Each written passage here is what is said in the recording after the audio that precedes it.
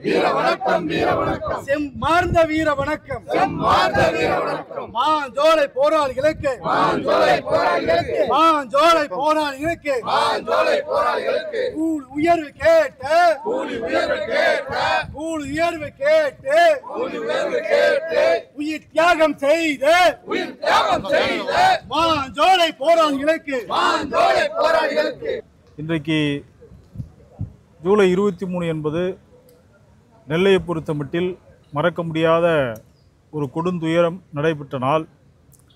17 பேரை காவல்துறையினுடைய கொடூரமான தாக்குதலில் 17 பேர் இந்த நதியில் படுகொலை செய்யப்பட்ட நாள். அந்த அடிப்படையில் ஒடுக்கப்பட்ட மக்கள் மட்டுமல்ல, வெகுஜன மக்கள் இயக்கங்கள் அத்துணை பேருமே இந்த போராளிகளுக்கு வீர வணக்கம் செலுத்துகின்ற நிகழ்வை தொடர்ந்து நாம் நடத்தி கொண்டிருக்கிறோம். தமிழக அரசு இந்த நேரத்தில் ஒரு சில கோரிக்கைகளை நாங்கள் வலியுறுத்த கடமைப்பட்டிருக்கிறோம். குறிப்பாக ஒவ்வொரு ஆண்டும் இந்த மாஞ்சோலை போராளிகளுக்கு அஞ்சலி செலுத்துகின்ற இந்த நிகழ்வை ஒரு நதியின் ஒரு ஓரமாக நாம் செய்து கொண்டிருக்கிறோம். அவர்களுக்கென்று ஒரு நினைவு சின்னத்தை, அந்த போராளிகளுடைய நினைவு சின்னத்தை தமிழக அரசு அமைக்க வேண்டும் என இந்த நேரத்தில் நாங்கள் வலியுறுத்தி கேட்டுக்கொள்கிறோம். ஏனென்று சொன்னால் அவருடைய போராட்டம் என்பது ஒரு நியாயமான போராட்டம். இந்த மாஞ்சோலை தொழிலாளருடைய வாழ்வே இன்றைக்கு மிகப்பெரிய கேள்விக்குறியாகக்கூடிய ஒரு நிலைமையில் சமீபத்தில் தமிழக அரசு தலையிட்டு அந்த போராளிகளுக்கு, அந்த மாஞ்சோலை தேயிலை தோட்ட தொழிலாளர்களுக்கு வீடுகள் கட்டி கொடுக்கின்ற பணியை உறுதிப்படுத்தி இருக்கிறார்கள். அது வரவேற்கக்கூடிய ஒரு விஷயமாக இருந்தாலும் கூட, இந்த போராட்டத்தில் ஈடுபட்டு இன்றைக்கு உயிர் நீத்த இந்த நாளில் ஒரு நதியினுடைய மரணமாக, நதியினுடைய படுகொலையாக, இப்படி பல்வேறு விதமாக நாம் சொன்னாலும் கூட, இந்த போராளிகளுக்கு ஒரு நினைவு மண்டபத்தை இந்த பகுதியில் அமைக்க வேண்டும் என்பது ஆதித்தமிழர் கட்சியுடைய கோரிக்கை. அதே போல் வருகின்ற ஆகஸ்ட் 20 மாமன்னர் ஒண்டிவீரன் அவர்களுடைய நினைவு நாள் என்பதும் வருகிறது.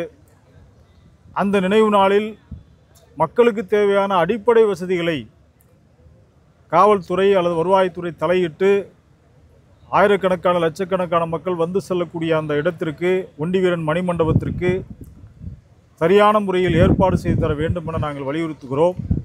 ஒண்டிவீரன் மணிமண்டபத்தை ஒட்டி அமர்ந்திருக்கின்ற நூலகம் என்பது திறக்கப்பட வேண்டும்.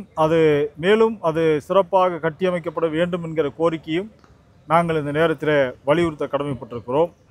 சமீபத்தில் ஆதி திராவிடர் பழங்குடியினருடைய நல விடுதிகளை சமூக நீதி விடுதிகள் என்று தமிழக முதல்வர் அவர்கள் அறிவித்திருக்கிறார். வரவேற்கக்கூடிய ஒரு அறிவிப்பு தான். கண்டிப்பாக நாங்கள் அதை வரவேற்கிறோம்.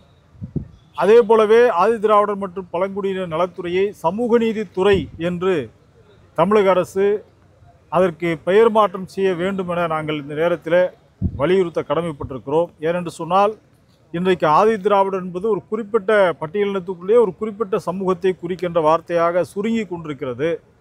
ஆகவே சமூக நீதி விடுதிகள் என்று நீங்கள் அறிவித்தது போல இந்த துறையையும் சமூக நீதித்துறை என்று அழைக்க வேண்டும் என நாங்கள் கோரிக்கை வைக்கிறோம். இன்றைக்கு இந்த பல்வேறு அமைப்புகள் இன்றைக்கு இந்த அஞ்சலி கூட்டத்தை நடத்துகின்ற ஒரு நிலைமையில் ஒரு நினைவு மண்டபம் என்பது கண்டிப்பாக அமைக்கப்பட வேண்டும் என்பதை மீண்டும் நாங்கள் வலியுறுத்த கடமைப்பட்டிருக்கிறோம். நன்றி.